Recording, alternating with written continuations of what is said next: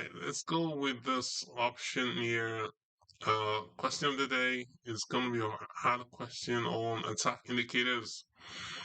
So here's a challenge. A security analyst is investigating suspicious activity originating from an internal server. They observe the following network anomalies, right? So observation one, consistent low volume outbound TCP connection on port 443 to a newly registered unusual external IP occurring every 30 seconds. This could be an indication of data exfiltration there. Observation two, frequent unusual DNS queries to external resolvers for unique, seemingly random subdomains, right? So we see that domain is kind of an awkward, suspicious domain. Observation three, which is periodic large spikes of outbound UDP traffic, right? To multiple external IP addresses that are not part of any known legitimate connection. So this could be an indication of a C2, command and control type of data of an attack vector. So which combination of these observations most strongly suggests the presence of a sophisticated malware infection utilizing C2 channel for communication and actively exfiltrating data? All right, so let's look at a couple of them here. All of them look very interesting.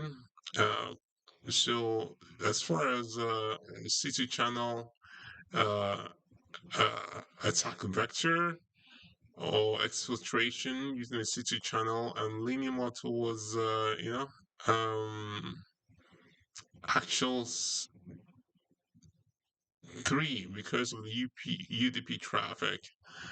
Um, right, that's why I'm leaning more in that direction. Uh, so let's try, let's try C though.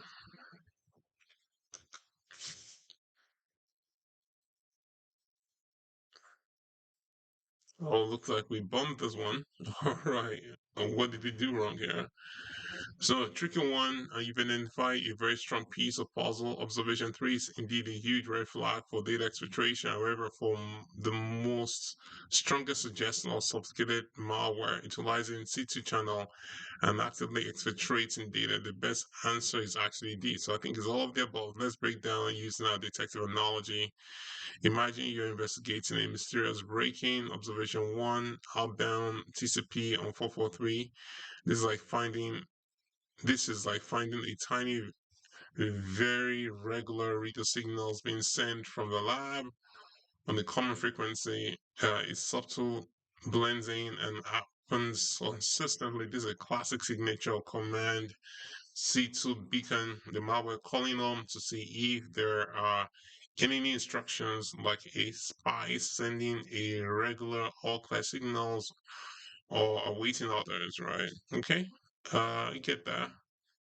Okay, frequent unusual DNS queries. This is like finding encrypted messages being sent out by encoding them in delivery addresses, right, or packages. DNS tolling is sophisticated C2 technique where malware encodes data, commands, and small bits of exfiltrated info directly into DNS queries. The unique random subdomains are the dead giveaway that something fishy is happening with the DNS. A legitimate traffic will look like that. This again points strongly to a C2 and potentially converts data transfer. All right. So when you combine the three, you get the complete picture. A sophisticated piece of malware has established a hidden communication channel. C2 like beaconing and DNS tunneling is actively stealing large chunks of data, large UDP spikes. Um, the full story of compromise, command, and tests. So anyway, you're very close. I will miss this one. Yeah, lessons learned here.